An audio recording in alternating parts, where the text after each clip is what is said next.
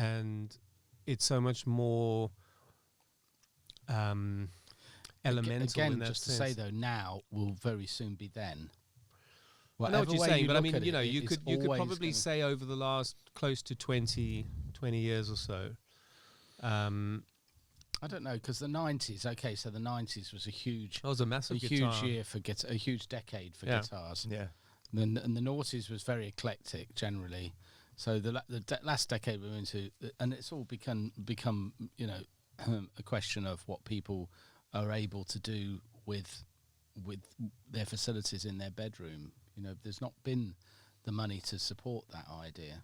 Well, the thing is, yeah, what you're saying in a way is that bands, which when you think of guitar, people think of bands, and it's very hard to make a band in your bedroom on a laptop. You know, you need That's a good point. space, and you need, like, it used to be that you picked up a guitar when you were of a certain, I don't know, when you were a teenager or whatever, and you got into it and you met your buddies who played other instruments, and you got together in some shithole somewhere and you jammed. Yeah. And basically telling the story of my life right here. And then, you know, you did that, and then you went and gigged, and then eventually you might get to record, and then you had to go into a studio and you had to somehow pay for it and all of that. That whole kind of arc of progression has sort of gone away in a way. And now, you know, at that age, you're probably more likely to get a laptop or an iPad and get Ableton or GarageBand or something and make music that way. And you might put a bit of guitar, you might pick up a guitar, but you might get a guitar patch on contact or something, you know what I mean? So it's such a different culture that leads to different music, you know. Yeah, a friend of mine a few years ago, just to tell an amusing anecdote. This is, you know, guys, he did a summer school for rock musicians, you know, and one of the guys that turned up said, you know, I'm a guitarist, I'm the guitarist, and it turned out he couldn't actually play guitar. He was just really good on Guitar Hero. Oh yeah. Yeah. He sort of didn't understand that you actually had to actually play it, you know, with the real strings and real guitar. Yeah. But I just think that I think art through the centuries and rather than decades, because we all talk in decades, because we only really survive for. Because we're old folks. We only survive for a number of decades that's usually under 10, and the more rock and roll we are, the number goes down. So. But all art forms over the centuries have had their sweet spots, and they've gone through serious. It doesn't mean that the music dies; it just evolves through that period, and it evolves as a part of the art. And music is art. It will never die because it's our, you know, premier form of expression, painting, and music, and that sort of thing. So, you know, I think what will happen is there's no point in ever deciding whether a specific version of that is going to have had its life form. I think it could be all about guitars in about 5 years' time, easily. Yeah. Because people will be bored of that thing that's happening at the moment. I'm already.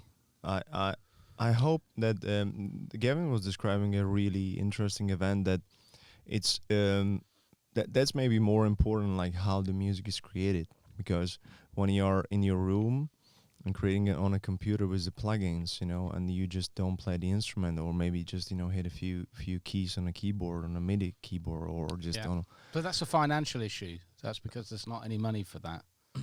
Yeah, but it also affects, you know, how you create the music. You know, it's something different when you're in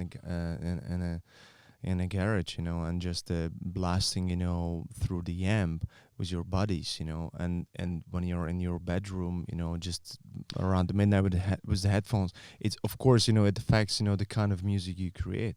I think the big difference is the people in that situation. You're interacting with other people when you're alone in your bedroom.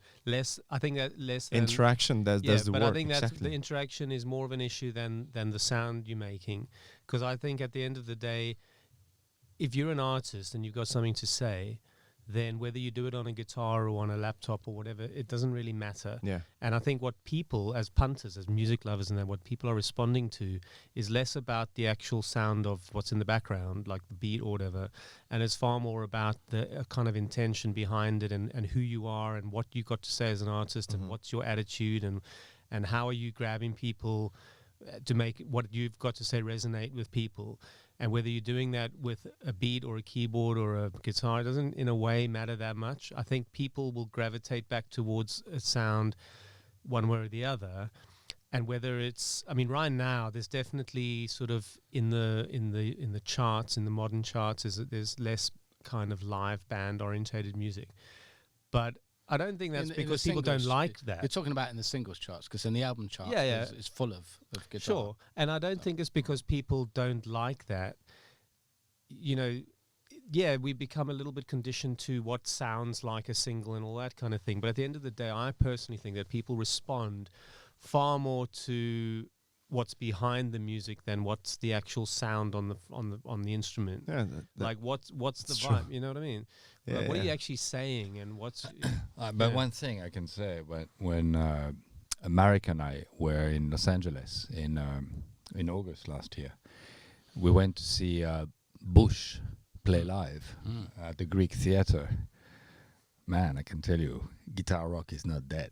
Because it was unbelievable. Yeah. Every single gig these guys had was full. Exactly.